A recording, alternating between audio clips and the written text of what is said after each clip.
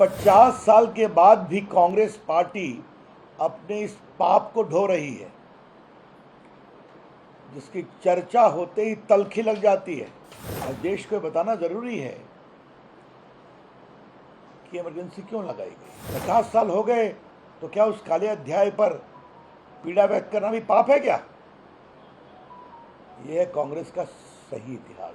कल माननीय लोकसभा के स्पीकर ने भारत के लोकतंत्र के काले अध्याय की चर्चा की और आज महामहिम राष्ट्रपति जी ने भी अपने अभिभाषण में की। सबसे घोर आश्चर्य इस बात का है कि 50 साल के बाद भी कांग्रेस पार्टी अपने इस पाप को ढो रही है, जिसकी चर्चा होते ही तल्खी लग जाती है। कांग्रेस पार्टी एक प्रकार से छटपटाने लगती है। What is the problem of Congress party? You want to own the sin of the murder of democracy in 1975? 50 साल हुए हैं तो देश के लोकतंत्र के इस काले अध्याय की चर्चा क्यों नहीं की जाए?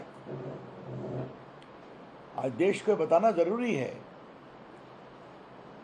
कि इमरजेंसी क्यों लगाई गई। इंदिरा गांधी का election petition Allahabad high court ने सुना राजनारायण की शिकायत पर और उनके रायबरेली के इलेक्शन को सेटिसाइड कर दिया। उसके खिलाफ सुप्रीम कोर्ट आई। सुप्रीम कोर्ट से उनको पूरा स्टे नहीं मिला। उसके बाद इमरजेंसी लगाई गई और इस इमरजेंसी में क्या क्या हुआ? लोकनायक जयप्रकाश नारायण गिरफ्तार हुए, अटल बिहारी वाजपेयी, लाल कृष्ण आडवाणी, नानाजी देशमुख, मधु दंडवते, लालू प्रसाद, मुलायम सिंह यादव, नीतीश कुमार, ये सभी गिरफ्तार हुए थे। रामविलास पासवान। हम लोग जेपी मूवमेंट के सिपाही थे, बहुत यंग थे हम लोग छात्र। हम लोगों ने इसका विरोध किया था। हम लोग जेपी मूवमेंट में मीसा में पहले ही बंद हो गए थे। कुलदीप नैयर ऐसे वरिष्ठ संपादकों को गिरफ्तार किया गया था मीसा में। प्रेस पर सेंसरशिप लगाई गई थी। इंडियन एक्सप्रेस का पब्लिकेशन बंद कर दिया गया था। आप सरकार के खिलाफ एक शब्द नहीं कह सकते, लिख सकते। हजारों की संख्या में जबरन नसबंदी की गई थी। दिल्ली में तुर्कमान गेट को नेस्तानबूद कर दिया गया था। सुप्रीम कोर्ट और हाई कोर्ट के जजेस को सुपरसीड किया गया था। मन माफिक फैसले नहीं दिए थे।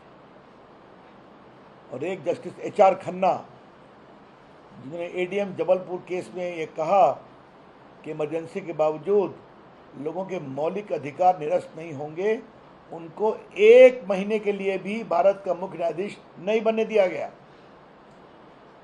राष्ट्रीय स्वयंसेवक संघ के स्वयंसेवकों के जेल में नाखून नोचे गए थे, यातनाएं दी गई थी, बहुत लोग मरे। और आलम यह था कि किशोर कुमार ने यूथ कांग्रेस के कार्यक्रम में गाने से इनकार कर दिया, तो विविध भारती पर उनके गाने बंद हो गए थे। ये थी इमरजेंसी, काला अध्याय। कांग्रेस ने आज तक माफी नहीं मांगा। कल भी जो लोग मरे उनकी याद में जब 2 मिनट का मौन रखा गया तब भी ये परेशान थे। आज मैं DMK के लोगों को बताना चाहूंगा, उनकी सरकार को, श्री करुणानिधि के मुख्यमंत्री थे, उनकी सरकार को जबरन इमरजेंसी में इंदिरा गांधी ने डिसमिस किया था। तो श्रीमान अखिलेश यादव, स्टालिन, कनिमोई, ये सभी इस बात का ध्यान रखें। और तेजस्वी जी इस बात का ध्यान रखें कि उनके पिताजी जेल में बंद थे। ये कौन सी बात करते हैं? 50 साल हो गए तो क्या उस काले अध्याय पर पीड़ा व्यक्त करना भी पाप है क्या? यह है कांग्रेस का सही इतिहास। लोकतंत्र में विश्वास है, लोकतांत्रिक परंपराओं में विश्वास है, और अगर थोड़ी चर्चा भी कर दो तो इतने परेशान हो जाते हैं कि प्रोटेस्ट कर रहे हैं। राहुल गांधी ट्वीट कर रहे हैं, स्पीकर के पास जा रहे हैं, वहाँ प्रोटेस्ट कर रहे हैं। बिल्कुल सही काम किया है स्पीकर साहब ने, किसी पार्टी का नाम नहीं लिया, मात्र उन्होंने उस समय के काले अध्याय को लोकतंत्र से जोड़कर कहा है। महामहिम राष्ट्रपति जी ने भी बिल्कुल सही कहा। कांग्रेस पार्टी को अपने ऊपर इतना चोट लगती है उसकी चर्चा से, तो ये साफ दिखाई पड़ता है कि कांग्रेस पार्टी के इरादे नेक नहीं हैं। संविधान की बात करना एक छलावा है। भाजपा ने साफ साफ कहा है, मोदी जी ने कहा है, पूर्व में अटल जी ने कहा है, इमरजेंसी अब नहीं लगेगी, कभी नहीं लगेगी। लोगों के नागरिक अधिकार का हनन नहीं होगा। और देश को यही बताना जरूरी है, जब 77 में चुनाव हुआ था तो देश की जनता ऐसा जागी कि इंदिरा गांधी रायबरेली से हार गई थी और संजय गांधी जी अमेठी से हार गए थे।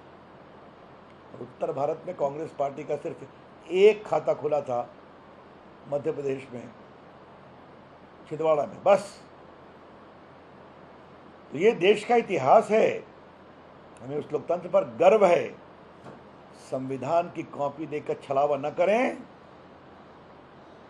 हमें गर्व है कि इस देश के अंदर की ताकत ने इमरजेंसी के काले अध्याय को परास्त किया, और आज जब 50 साल पूरे हो रहे हैं तो हम गर्व से उस बात को कहेंगे और उसका स्मरण दिलाएंगे, ताकि आगे कभी ऐसा नहीं हो।